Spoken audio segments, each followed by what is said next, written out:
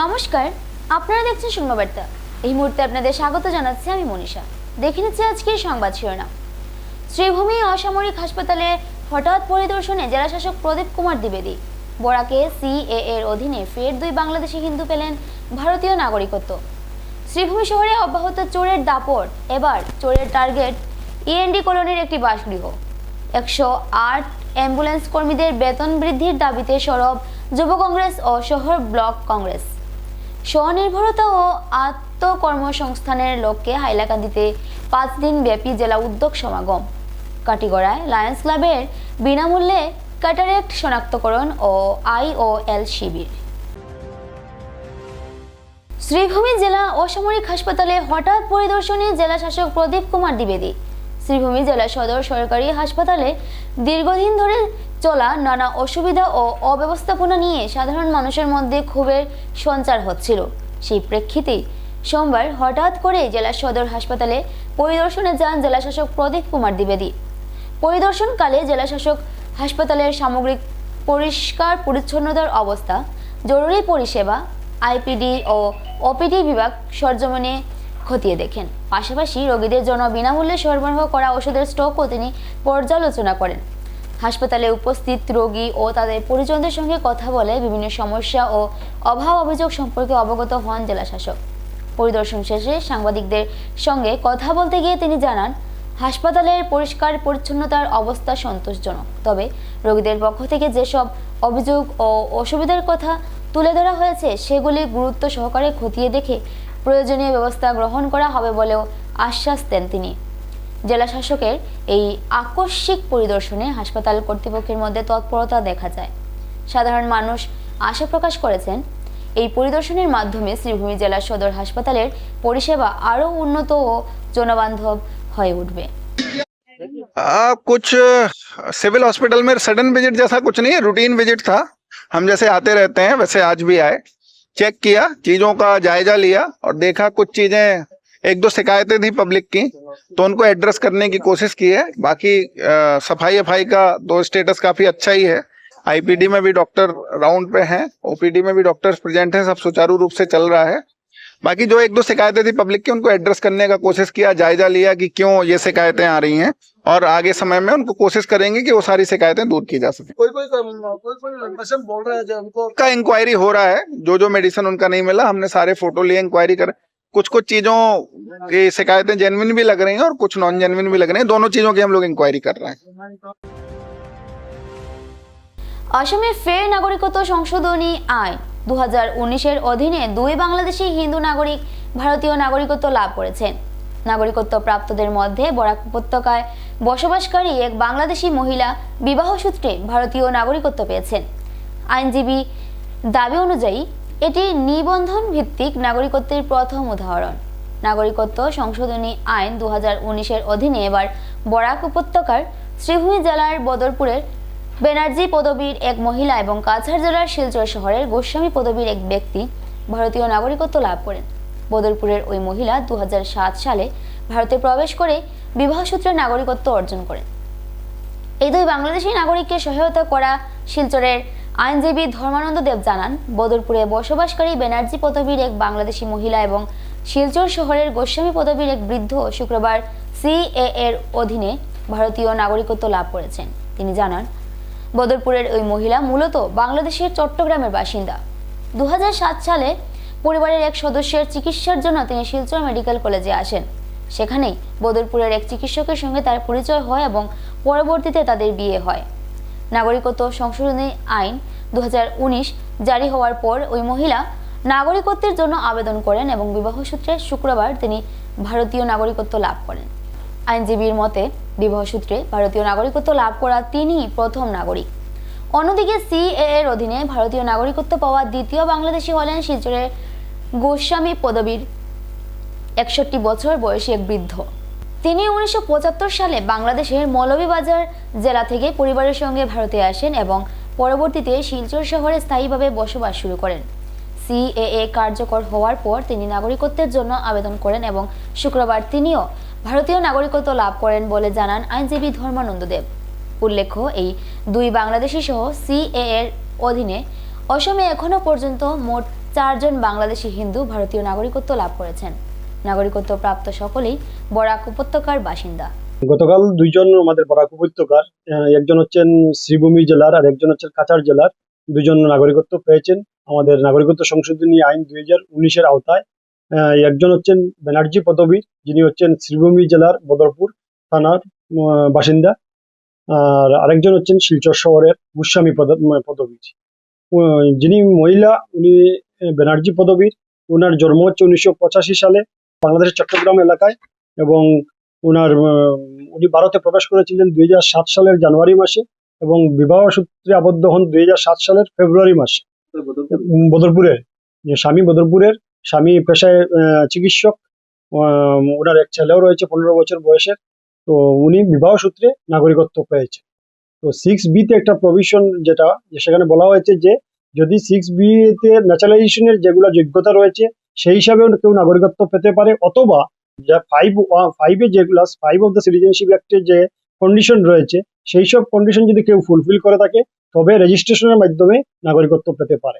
তো যিনি মহিলা, উনি বিবাহ সূত্রে রেজিস্ট্রেশনের মাধ্যমে নাগরিকত্ব লাভ করেছে। তো পুরুষ যে গোস্বামী পদাধিকারী, শিলচর শহরের বাসিন্দা, যিনি, উনার বাড়ি হচ্ছে বাংলাদেশ, শ্রীমঙ্গল, বাংলাদেশ সাতগাঁওতে উনার মূল বাসিন্দা ছিল। উনি 1975 সালে ভারতবর্ষে প্রবেশ করেছিলেন। উনি পেশায় ব্যবসায়ী, শিলচর শহরের। উনি আগরতলার একজন মহিলাকে বিবাহ করেন, এবং 2007 সালে উনি বিবাহ করেন। দীর্ঘদিন থেকে শিলচর শহরে উনি বসবাস করছেন।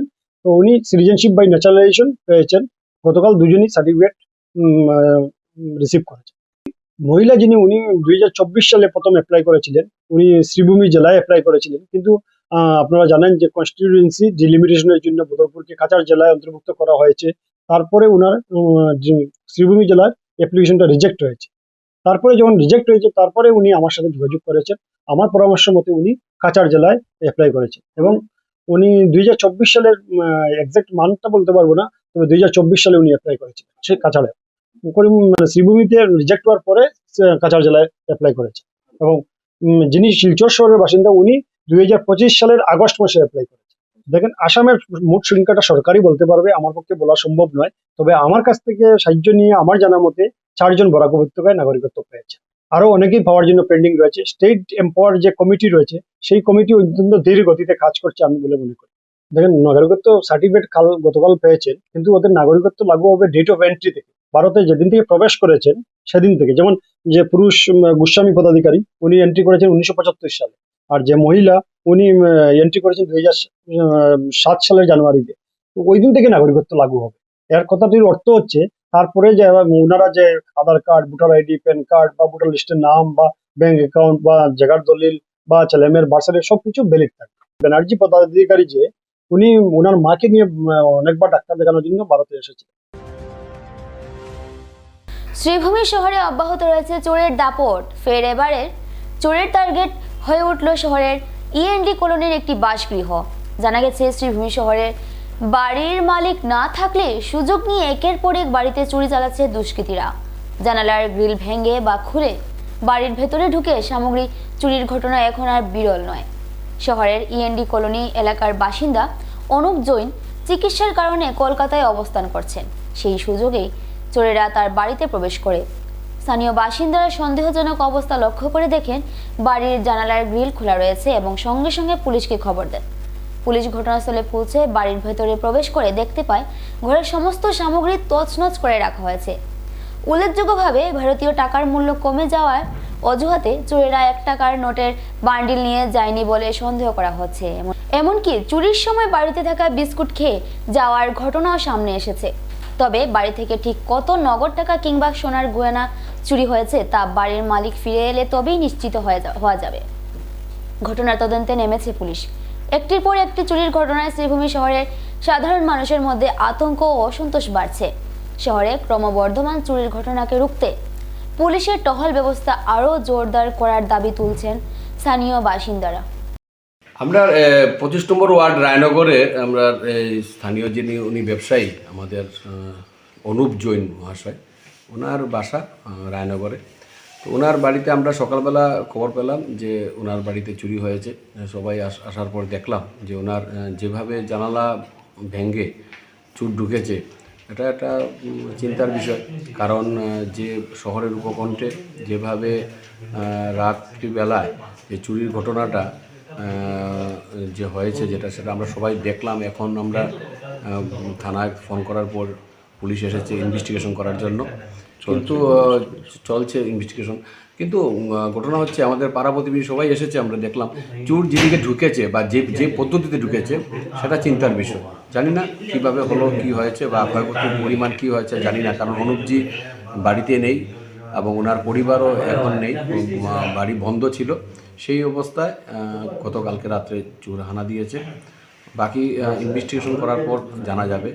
মালিক পক্ষ থেকে আমার সঙ্গে যোগাযোগ হয়েছে, উনি বলেছেন উনি খুব দ্রুত আসছেন, আসার পর উনি বুঝবেন কী হয়েছে কিনা। এই ব্যাপারে যদি সত্যি কথা বলতে কি, এটা আপনি বলেছেন ঠিকই, একের পর এক চুরি হচ্ছে এবং বিশেষ করে শহর অঞ্চলে চুরিটা একটা চিন্তার বিষয়, কারণ এত ঘনবসতি।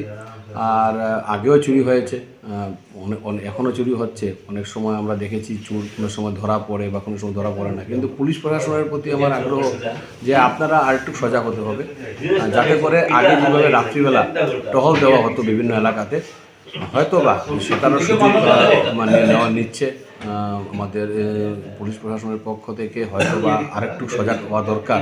লাইটের চাবি থাকে 2 দিন 3 দিন পর পর মানে আইয়া ঘরটা পরিষ্কার করে। আর ঘরের মালিক বর্তমান অসুস্থ, ক্যালকাটা ডাক্তার দেখান। আর আজকে সকালবেলা যখন আইয়া দরজাটা খুলাইছে, খুলিয়া প্রথম দরজা তো খুলাইছে, দ্বিতীয় দরজা খোলার পরেই দেখা গেছে বাংলা।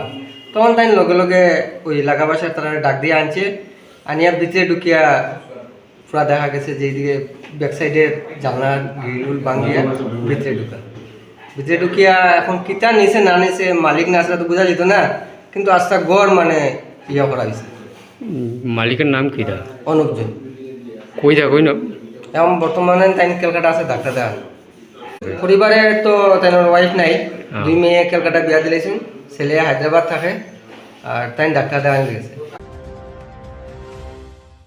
108 অ্যাম্বুলেন্স কর্মীদের বেতন বৃদ্ধির দাবিতে সরব যুব কংগ্রেস ও শহর ব্লক কংগ্রেস। 108 অ্যাম্বুলেন্স কর্মীদের ন্যায্য বেতন বৃদ্ধির দাবিতে সরব হয়ে উঠেছে যুব কংগ্রেস ও শহর ব্লক কংগ্রেস।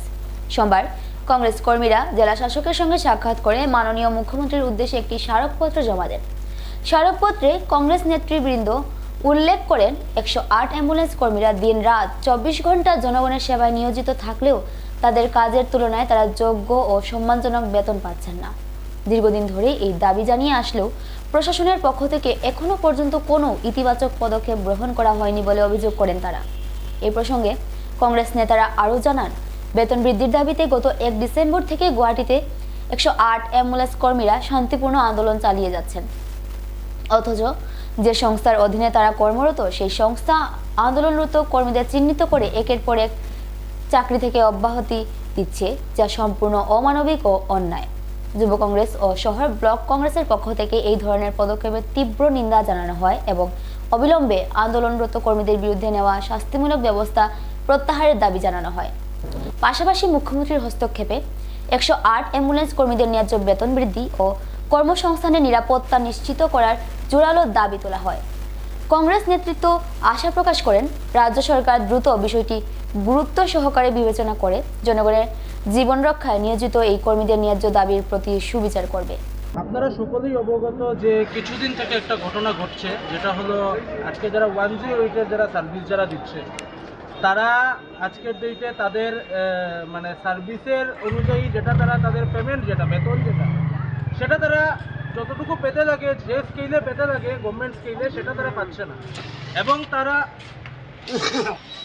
যেটা তারা গভর্নমেন্ট স্কেলে যেটা পেতে লাগে সেটা তারা পাচ্ছে না। এবং তারা অনেকবার প্রশাসনের দ্বারস্থ হয়েছিল এবং বিভিন্নভাবে তারা এমএলএ হোক বা জনপ্রতিনিধিদের দ্বারস্থ হয়ে তারা বলেছিল যে আমরা যদি আমাদের মানে তারা যদি তাদের মানে কাজের কারণে তারা তাদের যেটা স্যালারি, এটা যদি তারা যোগ্য স্যালারি যদি না পায়, তাহলে তারা আন্দোলনের পথ বেছে নেবে। Accordingly from 1st of December তারা গুয়াহাটিতে আন্দোলন করছে আমাদের জানা মতো।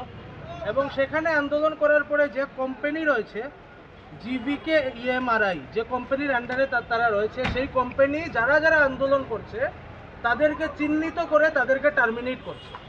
আজকে আমরা জানি যে গভর্নমেন্ট অফিসে যারা ডিউটি করে তাদের ডিউটির টাইম থাকে সর্বমোট 8 ঘন্টা, কিন্তু those who are serving in fire brigade, ambulances, আজকে তারা 24 ঘন্টা 24/7 দে আর সার্ভিং।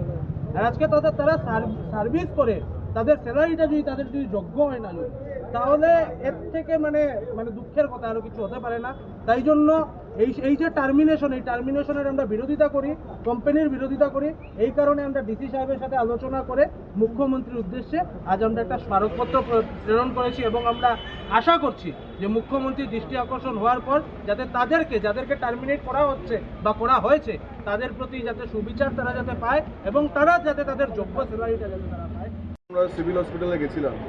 সিভিল হসপিটালের যে দুরবস্থা, না একটা অক্সিজেন প্লান্ট আছে, না অক্সিজেন প্লান্ট যেটা আছে এটা তো একটা মানে শোভা সুন্দর, আপনি সেদিন আমি বলেছিলাম অক্সিজেন নেই, কিছু নেই, হুইল চেয়ার নেই, স্ট্রেচার নেই, ওটি রুম নেই, সার্জারিক্যাল রুম নেই।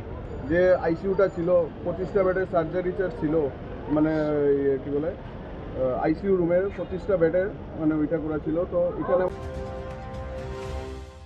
এবারে নিয়ে নিচ্ছি ছোট্ট একটা বিজ্ঞাপন বিরতির সঙ্গে থাকুন। বিভিন্ন আধুনিক ও আকর্ষণীয় টাইলসের সম্ভার নিয়ে শ্রীভূমিতে উপস্থিত প্রিয়া টাইলস। আপনার ঘরকে অতি সুন্দরভাবে সাজিয়ে তুলতে আজই চলে আসুন প্রিয়া টাইলসে এবং নিয়ে যান অত্যাধুনিক টাইলস।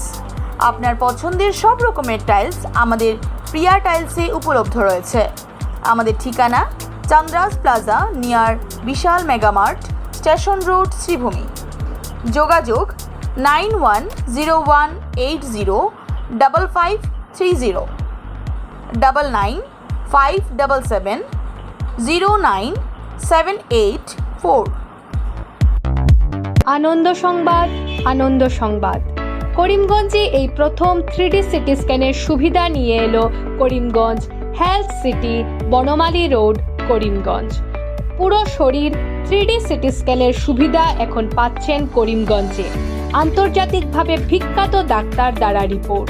3D সিটি স্ক্যানের জন্য যোগাযোগ করুন telephone 038432600705, mobile 9678033047। Karimganj health city, Banamali road, Karimganj আপনাদের সেবায় নিয়োজিত।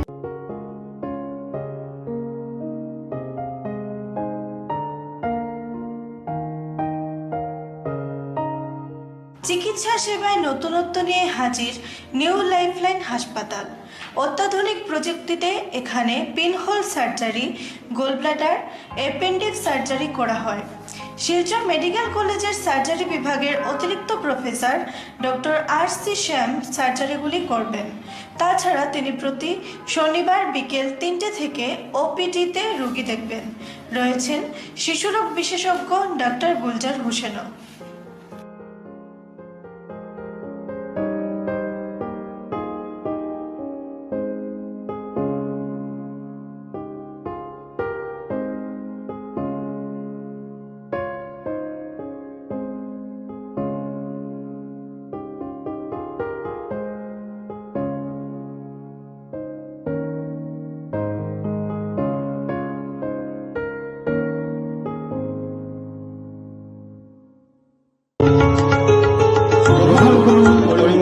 হোলসেল কোঅপারেটিভ স্টোর্স তথা সহযোগীর আন্তরিক অভিনন্দন। করিমগঞ্জ হোলসেল কোঅপারেটিভ স্টোর্সের নিয়ন্ত্রণাধীন স্টেশন রোডস্থ বিভাগীয় বিপণী সহযোগী নতুন উদ্যোগে সমৃদ্ধ হয়ে জনগণের সেবায় এগিয়ে এসেছে। তুলনামূলক কম মূল্যে নিত্য প্রয়োজনীয় দ্রব্য সামগ্রীর যোগান অব্যাহত রাখতে সহযোগী কর্তৃপক্ষ বদ্ধপরিকর। জেলার সমবায় আন্দোলনকে জোরদার করে তোলার ক্ষেত্রে করিমগঞ্জ হোলসেল কোঅপারেটিভ স্টোর্স তথা সহযোগী কর্তৃপক্ষ সকলের আন্তরিক ও সক্রিয় সহযোগিতা কামনা করে। নতুন আঙ্গিকে বাস্তব পরিকল্পনা নিয়ে সহযোগী স্টেশন রোড, করিমগঞ্জ আপনাদের সেবায় সদা প্রস্তুত। স্বাস্থ্য সংক্রান্ত বিষয়ে খরচের কথা ভেবে চিন্তিত হচ্ছেন? এখন আর চিন্তার কোনো কারণ নেই, কারণ আপনাদের সেবায় এসে উপস্থিত হয়েছে জীবনজ্যোতি হাসপাতাল। এখানে অনেক কম খরচে আপনি পেয়ে যাবেন অনেক অভিজ্ঞ চিকিৎসকদের দল, child specialist, cardiologist, urologist, gynaecologist, skin specialist, orthopaedics, neurologist এছাড়াও নর্মাল ডেলিভারি, সার্জিয়ান ডেলিভারি, সব রকমের ortho surgery, advance laparoscope surgery, knee replacement, spine surgery, সব রকমের ইউরো সার্জারির সুবিধা ছাড়াও অপারেশন থিয়েটার, 24 ঘন্টা emergency ward, ICU labour room, medical specialist, general ward, laboratory, hospital dispensary, গাড়ি পার্কিংয়ের স্থান ছাড়াও নানান প্রকার সুযোগ সুবিধা অনেক অনেক কম খরচে লাভ করতে পারবেন জীবনজ্যোতি হাসপাতালে। তাই আর দেরি না করে আজই চলে আসুন। যোগাযোগের নম্বর 7637062954, 8638048459। আমাদের ঠিকানা Nilambazar, Gandhi GP, Durganagar road, Assam 788722। Barak diagnostic centre, এখানে digital ECG, digital EEG, digital X-ray, computerised pathology, microbiology, histopathology, colour Doppler sonography, chamber home collection ইত্যাদি করা হয়। আমাদের প্রতিষ্ঠান সকাল 7টা থেকে রাত্রি 9টা পর্যন্ত খোলা থাকে। প্রতিদিন সকাল 8টা থেকে সোনোগ্রাফি করা হয়। যোগাযোগ Barak diagnostic centre, settlement road. যোগাযোগের নম্বর 03843273151, 7086376822, 9401325290। হাইলাকান্দিতে শুরু হলো 5 দিনব্যাপী জেলা উদ্যোগ সমাগম। স্বনির্ভরতা ও কর্মসংস্থানের লক্ষ্যে হাইলাকান্দিতে সোমবার থেকে শুরু হলো 5 দিনব্যাপী জেলা উদ্যোগ সমাগম। হাইলাকান্দি এসএস কলেজ প্রাঙ্গণে আয়োজিত এই সমাগমের আনুষ্ঠানিক উদ্বোধন করেন জেলা আয়ুক্ত Abhishek Jain. Raising and accelerating MSME performance কর্মসূচির অধীনে আয়োজিত এই উদ্যোগ সমাগমের মূল উদ্দেশ্য হল ক্ষুদ্র ও মাঝারি শিল্প, স্বনির্ভর গোষ্ঠী, মহিলা উদ্যোক্তা, কারিগর এবং যুব সমাজকে উৎসাহিত করা। সমাগমে ASRLM, AULM এর অধীনে স্বনির্ভর গোষ্ঠী এবং মুখ্যমন্ত্রীর আত্মনির্ভর অসম অভিযান এর উপভোক্তাদের তৈরি বিভিন্ন পণ্যের প্রদর্শনীর জন্য একাধিক স্টল বসানো হয়েছে। এসব স্টলে স্থানীয়ভাবে উৎপাদিত নানা ধরনের পণ্য দর্শনার্থীদের আকর্ষণ করছে। এছাড়াও সমাগমে একটি সচেতনতা শিবির আয়োজন করা হয়েছে, যেখানে কেন্দ্র ও রাজ্য সরকারের বিভিন্ন কল্যাণমূলক প্রকল্প, ঋণ সুবিধা এবং উদ্যোক্তাদের জন্য সরকারি সহায়তা সম্পর্কে সাধারণ মানুষকে অবগত করা হচ্ছে। উদ্বোধনী অনুষ্ঠানে জেলা আয়ুক্ত অভিষেক জৈন বলেন, এ ধরনের উদ্যোগ জেলার উদ্যোক্তাদের জন্য নতুন সুযোগ তৈরি করবে এবং স্থানীয় অর্থনীতিকে আরও শক্তিশালী করবে। আগামী 19 ডিসেম্বর পর্যন্ত চলবে এই জেলা উদ্যোগ সমাগম। উদ্যোক্তা, সাধারণ মানুষ ও শিল্প সংস্থার প্রতিনিধিদের ব্যাপক উপস্থিতি লক্ষ্য করা গেছে। এই কর্মসূচিটি রাজ্য সরকারের শিল্প, বাণিজ্য ও গণ উদ্যোগ দপ্তরের সহযোগিতায় অসম ক্ষুদ্র শিল্প উন্নয়ন নিগম কর্তৃক বাস্তবায়িত হচ্ছে এবং জেলা শিল্প ও বাণিজ্য কেন্দ্র হাইলাকান্দি সহযোগী হিসেবে যুক্ত রয়েছে। आज हैलाकांडी डिस्ट्रिक्ट में इंडस्ट्रीज डिपार्टमेंट द्वारा जिला उद्यम समागम का आयोजन किया गया है। ये 5 दिन तक चलेगा, 15 to 19। इसके अंदर वेरियस सेल्फ हेल्प ग्रुप्स, चाहे वो ASLRM के हों, AULM के हों, इसके अलावा PM विश्वकर्मा के हमारे बेनिफिशरीज, CM AAA के हमारे बेनिफिशरीज, इन सब लोगों ने यहाँ पे बहुत अच्छे से स्टॉल्स लगाए और अपना जो प्रोडक्ट्स हैं उनको डिस्प्ले के लिए यहाँ पे रखा हुआ है। आज देख के हमें बहुत अच्छा लगा और ये देख के बहुत अच्छा लगा कि किस तरीके से स्टेट गवर्नमेंट और सेंट्रल गवर्नमेंट की जो स्कीम्स हैं, जैसे CM AAA, जैसे PM विश्वकर्मा, इनके माध्यम से जिस तरीके से हमारे बेनिफिशरीज को बेनिफिट हो रहा है और उनको और प्रेरणा मिल रही है, चाहे वो फाइनेंशियल सपोर्ट है, टेक्निकल सपोर्ट है, ट्रेनिंग सपोर्ट है, जिस वजह से वो अपने बिजनेसेस को आगे बढ़ा पा रहे हैं और सेल्फ एम्प्लॉयमेंट जनरेशन हमारे यहाँ पे बहुत बढ़ रही है, एंटरप्रेन्योरशिप हमारे यहाँ पे बहुत बढ़ रही है। ये देख के मुझे बहुत अच्छा लगा। मैं सभी से यही आग्रह करता हूँ, खास करके हमारे मीडिया के बंधुओं से, कि आप सभी लोगों तक ये बात पहुँचाएं ताकि ज़्यादा से ज़्यादा लोग यहाँ के इसको विजिट करें और यहाँ पर इतने अच्छे अच्छे हैलाकांडी के प्रोडक्ट्स जो कि हैं उन सब का लाभ उठाएं और यहाँ पे सेल्स बहुत ज़्यादा बढ़े। Thank you. ऐसा कौन सी प्रोडक्ट है जब पहले कभी नहीं आपने देखा होगा या कम देखा होगा? यहाँ पर अभी हमारा जो हिलाकंडी FPC है वो SS कॉलेज और IIT गुवाहाटी के साथ मिलके ब्लेंडेड टी बना रहा है, जो कि आजकल बहुत ही मॉडर्न कॉन्सेप्ट है, जिसमें टी के साथ अश्वगंधा, टी के साथ रोजेल, ब्लू टी, ये सब बना के ब्लेंड करके ये टी बनाई जा रही है, जो कि मार्केट में काफ़ी कॉस्टली है। बट हमारे यहाँ पे ये लोग उसी चीज़ को एग्रीवोल्टाइक्स टेक्नोलॉजी के का यूज़ करते हुए अश्वगंधा उगा रहे हैं, उसको टी के साथ ब्लेंड कर रहे हैं और काफ़ी रीजनेबल रेट्स पे वो बेच रहे हैं। तो मैं सभी से ये रिक्वेस्ट करूंगा कि आके इन प्रोडक्ट्स को एक्सप्लोर करें। बहुत ही मॉडर्न प्रोडक्ट्स हैं, हाई क्वालिटी प्रोडक्ट्स हैं, आप सबको बहुत अच्छा लगेगा। Thank you. কাটিগড়ায় লায়ন্স ক্লাবের বিনামূল্যে ক্যাটারেক্ট শনাক্তকরণ ও IOL শিবির। Lions Club of Badarpur greater, Silchar Lions eye hospital ও ভ্যালি স্ট্রং সিমেন্টের যৌথ উদ্যোগে কাটিগড়ার কাতিরেল জিপির মোহনপুরে সোমবার একটি বিনামূল্যে ক্যাটারেক্ট শনাক্তকরণ ও মাইক্রোসার্জারি IOL শিবির অনুষ্ঠিত হয়। সকাল 11টা থেকে বিকাল 4টা পর্যন্ত চলা এই শিবিরটি 2025-26 লায়নেস্টিক বছরে ক্লাবের ষষ্ঠ শিবির। শিবিরে মোট 105 জন রোগী রেজিস্ট্রেশন করেন। এর মধ্যে 22 জনের চোখে ছানি শনাক্ত হওয়ায় তাদের বিনামূল্যে IOL সার্জারির জন্য শিলচর লায়ন্স চক্ষু হাসপাতালে পাঠানো হয়। পাশাপাশি দৃষ্টিশক্তির সমস্যায় ভোগা 40 জন রোগীকে বিনামূল্যে চশমা প্রদান করা হয়। এদিনের শিবিরে উপস্থিত ছিলেন লায়ন্স ক্লাব অফ বদরপুর গ্রেটারের সভাপতি তথা VBCL এর CEO লায়ন্স মুকেশ আগরওয়াল সহ লায়ন প্রদীপ্ত দে, লায়ন সুজিত কর সহ অন্যান্যরা। এছাড়া প্রাক্তন বিধায়ক অমর চাঁদ জৈন ও স্বেচ্ছাসেবী অনুরাধা বোস উপস্থিত ছিলেন। শিলচর লায়ন্স আই হসপিটালের পক্ষে অপটোমেট্রিস্ট মনোদীপ চক্রবর্তী ও রুহুল আমিন বড় ভূঁইয়া সহ অন্যান্যরাও সহযোগিতা করেন। नमस्कार, हम लोग Lions Club of Badarpur greater, Lion eye hospital Silchar और BBCL Barak valley cement, valley strong cement की सपोर्ट से हम लोग यहाँ पर एक कैंप आयोजन किए हैं। ये हो गया जो भी जिनको कैटरेक्ट है, जिसमें आँख का छानी पड़ जाता है, उसको डिटेक्ट करेंगे और डिटेक्ट करने के बाद उनको हम लोग सिलचर लायन आई हॉस्पिटल में भेजेंगे। वहाँ पर उनका फ्री में सर्जरी होगा। और आज यहाँ पर जिनका भी हम लोग आई चेकअप करेंगे, उनका अगर कैटरेक्ट तो नहीं है, लेकिन अगर कोई पावर का प्रॉब्लम है तो उसमें हम लोग उन लोग को फ्री में चश्मा देंगे। और हम लोग आज ये इस साल लायनिस्टिक ईयर का 6th कैंप है, यहाँ पर हम लोग इसको आयोजन कर रहे हैं।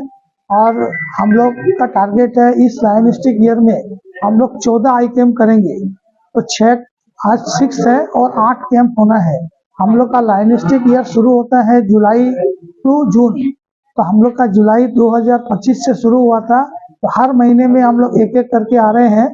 हम लोग का एक ही उद्देश्य है कि हम लोग चाहते हैं कि हमारे इस इलाका में जिनको भी आंखों में प्रॉब्लम है, कैटरेक्ट हो गया है, छानी पड़ गई है, उसको आइडेंटिफाई करके उनको हम लोग आंख का ऑपरेशन करवाएं, ताकि उनको देखने में सुविधा हो, उनके जीवन में खुशियाँ आए। यही हमारा मकसद है और इसी मकसद के साथ हम लोग सब जॉइंटली आगे बढ़ रहे हैं। और हम उम्मीद करेंगे कि जो आज नहीं आ पाए उनको नेक्स्ट कैंप हम 19 जनवरी को बदरपुर टेनिस ग्राउंड में हम करेंगे, तो वहां पर वो लोग अटेंड कर सकते हैं। आज हमने देखा है कि डॉक्टर लोगों ने आइडेंटिफाई किया, कुछ लोगों को कैटरेक्ट तो है लेकिन उनको हाई बीपी है, तो हाई बीपी होने की वजह से उनका ऑपरेशन अभी इमीडिएट नहीं हो सकता है, तो शुगर भी है। तो हम लोग आज ये उन लोग को एडवाइस कर रहे हैं कि वो लोग इस बीच नेक्स्ट महीने तक बीपी का मेडिसिन वगैरह लेके शुगर वगैरह कंट्रोल कर ले, तो नेक्स्ट। শোনা বার্তা এ পর্যন্তই। আগামীকাল আবার দেখা হবে একই সময়ে একই চ্যানেলে। নমস্কার।